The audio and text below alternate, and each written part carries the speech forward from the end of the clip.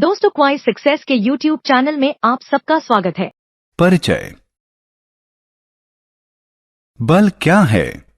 जब हम किसी वस्तु पर बल आरोपित करते हैं तो क्या होता है? जब हम किसी वस्तु को धकेलते, खींचते, उठाते या मारते हैं तो हम उसकी गति में परिवर्तन कर रहे होते हैं। गति में इस परिवर्तन के लिए बल की आवश्यकता होती है। उद्देश्य। इस पाठ के अंत में आप निम्न करने में सक्षम हो जाएंगे: बल को परिभाषित करना, बल की विशेषताएं बताना, बल का प्रभाव समझना, संपर्क बल और असंपर्क बल के बीच विभेद करना, संपर्क बल और असंपर्क बल के प्रकार बताना, ठोस, द्रव और गैस द्वारा आरोपित दाब की विशेषताएं बताना, दाब का मनुष्य के शरीर पर प्रभाव बताना, वायु दाब को परिभाषित करना। क्या होता है जब बल टकराते हैं? यदि आप एक भारी बक्सा लेते हैं और उसे खिसकाने की कोशिश करते हैं तो वह नहीं हटेगा। अब यदि आप किसी मित्र को बुलाकर सहायता लेते हैं और उसे उसी दिशा में खिसकाते हैं तो यह हटता है। इस प्रयोग से प्रमाणित होता है कि समान दिशा में लगाए गए बल संयुक्त हो जाते हैं। बल का प्रभाव। एक पतले रबर का गुब्बारा लीजिए और इसमें हवा भरिए। इसका आकार परिवर्तित हो जाता है। फिर इस खुले सिरे को धागे से बांधिए। अब हवा भरिए, गुब्बारे को दबाइए, फिर से आकार परिवर्तित हो जाता है। यह बल के प्रभाव के कारण होता है। जब आप फुटबॉल खेलते हैं तो फुटबॉल को मैदान के केंद्र में रखते हैं। जब आप इसको मारते हैं तो यह वांछित दिशा में आगे बढ़ती है। इसी प्रकार रसोई में तुम्हारी मां आटे की लोई बनाती है और उन्हें चपाती के रूप में बेलती है। इस मामले में वह लोई को चपटा बनाने के लिए बल का प्रयोग करती हैं। बल का प्रभाव। किसी वस्तु पर उचित बल आरोपित करके उसकी दिशा को परिवर्तित किया जा सकता है। उदाहरण स्वरूप, क्रिकेट में बल्लेबाज द्वारा मारी गई गेंद को जब क्षेत्र रक्षक पकड़ता है तो उसकी गति शून्य हो जाती है। और यदि आप एक गतिशील फुटबॉल को ठोकर मारते हैं तो उसकी गति बढ़ जाती है। बल के प्रकार। बल के दो मुख्य प्रकार हैं: संपर्क बल और असंपर्क बल। पेशीय बल, घर्षण बल इत्यादि संपर्क बल का उदाहरण है। इसी प्रकार चुंबकीय बल, स्थिर वैद्युत बल, गुरुत्वीय बल इत्यादि असंपर्क बल के उदाहरण हैं। संपर्क बल। क्या आप टेबल पर रखी किताब को बिना छुए बढ़ा या उठा सकते हैं? या क्या आप एक बाल्टी पानी को बिना पकड़े उठा सकते हैं? दोनों मामलों में उत्तर है नहीं। सामान्यतः किसी भी वस्तु पर बल लगाने के लिए हमें उसके संपर्क में आना पड़ता है। अतः हम कह सकते हैं कि संपर्क बल वह बल होता है जो पिंड के वास्तविक संपर्क में आने पर ही लगता है। मूलतः ये दो प्रकार के होते हैं: पेशीय बल और घर्षण बल। पेशीय बल।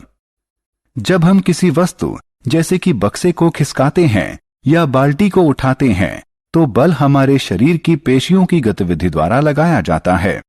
इस बल को पेशीय बल कहते हैं। ध्यान रखें कि पेशीय बल सदैव या तो सीधे सीधे वस्तु को स्पर्श करके लगाया जाता है या फिर किसी छड़ी या रस्सी के टुकड़े की सहायता से लगाया जाता है। उदाहरण के लिए, फल या सब्जी को चाकू की सहायता से काटना, हथौड़े की सहायता से कील ठोंकना, घोड़े द्वारा गाड़ी को खींचना। घर्षण बल। क्या आप जानते हैं क्यों एक भारी बक्सा खिसकाने पर नहीं हिलता? क्यों एक लुढ़कती हुई गेंद कुछ समय बाद रुक जाती है? जब एक वस्तु किसी दूसरी वस्तु के संपर्क में गति करती है तो उनके बीच एक बल काम करता है जिसे घर्षण बल कहते हैं। ध्यान दें कि घर्षण बल सदैव सभी वस्तुओं पर लगता है और इसकी दिशा गति की दिशा के विपरीत दिशा में होती है। गतिशील वस्तु धीरे धीरे धीमी होती जाती है और घर्षण के कारण अंततः वह रुक जाती है। यह स्पष्ट होता है कि घर्षण बल सदैव किसी पिंड की दूसरे पिंड के संपर्क में होने वाली गति के प्रतिरोध में काम करता है। असंपर्क बल के प्रकार। चुंबकीय बल, गुरुत्वीय बल और स्थिर वैद्युत बल असंपर्क बल के उदाहरण हैं। क्या आप जानते हैं क्यों पत्तियां या फल पेड़ से अलग होने के बाद धरती पर गिरते हैं? यह गुरुत्वीय बल के कारण होता है। वह बल जो पृथ्वी के खिंचाव के कारण लगता है उसे गुरुत्वीय बल कहते हैं। यह असंपर्क बल का एक उदाहरण है। एक उचित दूरी पर रखे गए दो चुंबकीय ध्रुवों के बीच लगने वाले बल को चुंबकीय बल कहते हैं, जिसमें समान ध्रुव एक दूसरे को विकर्षित करते हैं और विपरीत ध्रुव एक दूसरे को आकर्षित करते हैं। एक चुंबक दूसरे चुंबक पर बिना संपर्क में आए बल आरोपित कर सकता है। अतः चुंबक द्वारा आरोपित बल असंपर्क बल का एक उदाहरण है।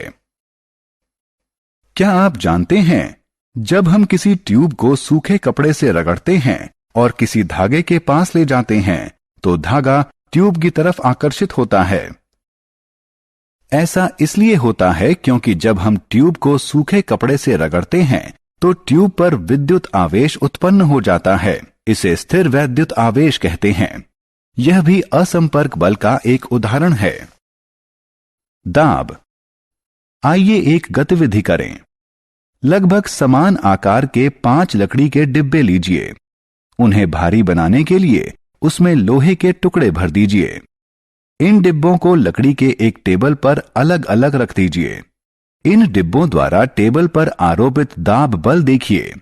आप देखेंगे कि टेबल सामान्य ही रहता है और यह बक्सों के भार के दाब बल से अप्रभावित रहता है। अब इन्हीं डिब्बों को टेबल के बीच में एक के ऊपर एक रखिए। अब इसका प्रभाव देखिए। इस प्रकार रखने पर टेबल डिब्बों के भार से या तो मुड़ जाता है या टूट जाता है।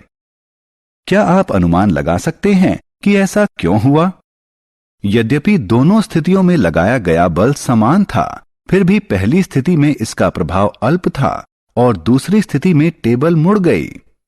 इस गतिविधि से प्रमाणित होता है कि बल और इसका प्रभावी क्षेत्रफल दोनों महत्वपूर्ण हैं। जिस क्षेत्रफल पर बल आरोपित किया जाता है वह जितना छोटा होगा इसका प्रभाव उतना ज्यादा होगा और इस अवधारणा को दाब कहते हैं। हम कह सकते हैं कि दाब बल से संबंधित है। दैनिक जीवन में दाब के उदाहरण। क्या आपने कभी ध्यान दिया है कि विद्यालय के बस्ते चौड़े पट्टे वाले क्यों होते हैं? धारदार चाकू भोथरे चाकू से बेहतर क्यों काटते हैं? और सुई की नोक नुकीली क्यों होती है? अपने दैनिक जीवन में हम सभी दाब के प्रभाव का अनुभव करते हैं। विद्यालय के बस्ते में चौड़े पट्टे इसलिए होते हैं कि बस्ते का भार बच्चे के कंधे के ज्यादा हिस्से पर आरोपित हो, जिसके परिणाम स्वरूप कंधों पर दबाव कम पड़ता है और कम दबाव के कारण भारी विद्यालयी बस्ते को उठाना अपेक्षाकृत सरल हो जाता है। एक धारदार चाकू की धार बहुत पतली होती है। यह वस्तुओं को बेहतर ढंग से काटता है क्योंकि इसका संपर्क क्षेत्र बहुत ही कम होता है। हमारे हाथ का बल एक बहुत छोटे क्षेत्रफल पर आरोपित होता है, जिससे भारी दबाव उत्पन्न होता है और यह भारी दबाव वस्तु को आसानी से काट देता है। इसके नुकीले सिरे के कारण सुई वस्त्र के एक बहुत छोटे क्षेत्रफल पर बल आरोपित करती है, जिससे भारी दबाव उत्पन्न होता है जो वस्त्र में छिद्र करने के लिए पर्याप्त होता है। क्या द्रव और गैस भी ठोस की तरह दबाव आरोपित करती हैं? क्या आप जानते हैं कि जब आप गुब्बारे में हवा भरते हैं तो क्या होता है? यह सभी दिशाओं में दाब आरोपित करता है, जिसके कारण गुब्बारे का आकार बढ़ता है और प्रत्येक दिशा में समान वृद्धि दिखाई देती है। द्रव के लिए भी यही सही है। यह सभी दिशाओं में दाब आरोपित करता है। जब एक प्लास्टिक की एक थाली जल में डूबती है तो यह तली में नहीं जाती, यह सदैव पानी के भीतरी दाब के कारण शीशे के पाइप के प्रतिकूल दाब के प्रभाव में रहती है। इससे प्रमाणित होता है कि जल भी प्रत्येक दिशा में दाब आरोपित करता है। वायु और हमारा वायुमंडल। हम जानते हैं कि हमारे चारों तरफ वायु है। पृथ्वी के चारों तरफ बने वायु के आवरण को वायुमंडल कहते हैं। वस्तुतः वायु में भार होता है और यह दाब आरोपित करती है। पृथ्वी की सतह पर वायु द्वारा आरोपित दाब को वायुमंडलीय दाब कहते हैं। ध्यान दें कि हम जितना ऊपर जाते हैं वायुमंडलीय दाब उतना ही कम होता जाता है। औसतन हमारे सिर पर 1 किलोग्राम प्रति वर्ग सेंटीमीटर वायु भार आरोपित होता है। वायुमंडलीय दाब का दैनिक जीवन में अनुभव। अपने दिन प्रतिदिन के जीवन में हम वायुमंडलीय दाब के कई अनुभव करते हैं। कुछ सामान्य उदाहरण हैं पाइप की सहायता से कोल्ड ड्रिंक पीना, किसी द्रव में सिरिंज की नोक डालना या स्याही वाली कलम में स्याही भरना। क्या आप जानते हैं कि जब आप कोल्ड ड्रिंक की चुस्की लेते हैं तो क्या होता है?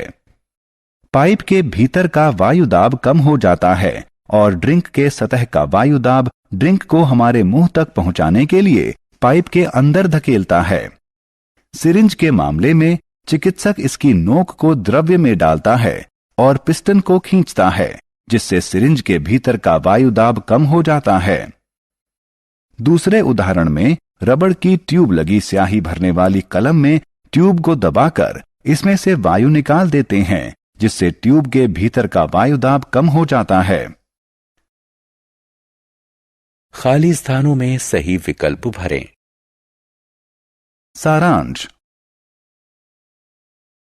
आइए हमने जो कुछ सीखा है उसे संक्षेप में दोहराएं। बल एक खिंचाव या धक्का है जिससे पिंड की गति में परिवर्तन होता है। बल किसी वस्तु का आकार परिवर्तित कर सकता है, किसी वस्तु की स्थिति परिवर्तित कर सकता है, किसी गतिशील वस्तु की गति की दिशा परिवर्तित कर सकता है और किसी गतिशील वस्तु की गति बढ़ा सकता है। बल 2 प्रकार के होते हैं, संपर्क बल और असंपर्क बल। पेशीय बल और घर्षण बल संपर्क बल के उदाहरण हैं। गुरुत्वीय बल, स्थिर वैद्युत बल और चुंबकीय बल असंपर्क बल के उदाहरण हैं। बल प्रति इकाई क्षेत्रफल को दाब कहते हैं। ठोस का दाब उसके भार के कारण होता है और यह सदैव नीचे की ओर आरोपित होता है, लेकिन द्रव और गैस का दाब नीचे, बगल में और ऊपर भी यानी चारों तरफ आरोपित होता है। पृथ्वी के चारों तरफ बने वायु के आवरण को वायुमंडल कहते हैं। दोस्तों, आपका क्वाइज सक्सेस में स्वागत है। अब बिना समझे रट्टा मारने की कोई जरूरत नहीं। हम लेकर आए हैं पढ़ाई का एक नया तरीका जहां 3D animated videos, AI power test series और ई-बुक्स में MCQs और माइंड मैप्स का परफेक्ट कॉम्बिनेशन मिलता है। क्लास 8 से 10 के स्टूडेंट्स के लिए फाउंडेशन कोर्स और क्लास 11 और 12 के स्टूडेंट्स के लिए सक्सेस ब्लूप्रिंट कोर्स, ये सब IIT और IIM अलुमनी के सहयोग से तैयार किया गया है ताकि आपको मिले सबसे भरोसेमंद और रियल एग्जाम एक्सपीरियंस के साथ कॉन्फिडेंस बूस्ट। चाहे इंजीनियरिंग एंट्रेंस हो, मेडिकल एंट्रेंस हो या कोई भी कम्पिटिटिव एग्जाम, अब सक्सेस आपकी मुट्ठी में है। हजारों स्टूडेंट्स पहले ही जुड़ चुके हैं, अब आपकी बारी है। पढ़ो अपने घर से, अपने समय के अनुसार, अपनी सुविधा से। बस QR कोड स्कैन करो और क्वाइज सक्सेस मोबाइल ऐप अभी मुफ्त में डाउनलोड करो। मॉक टेस्ट्स दो, प्रैक्टिस करो और अपने मार्क्स में फर्क देखो। और हाँ, हमारे YouTube चैनल क्वाइज सक्सेस पर रोज देखो नए वीडियो कोर्सेज के लिए। चैनल को सब्सक्राइब करो और अपने दोस्तों को भी जरूर बताओ। धन्यवाद।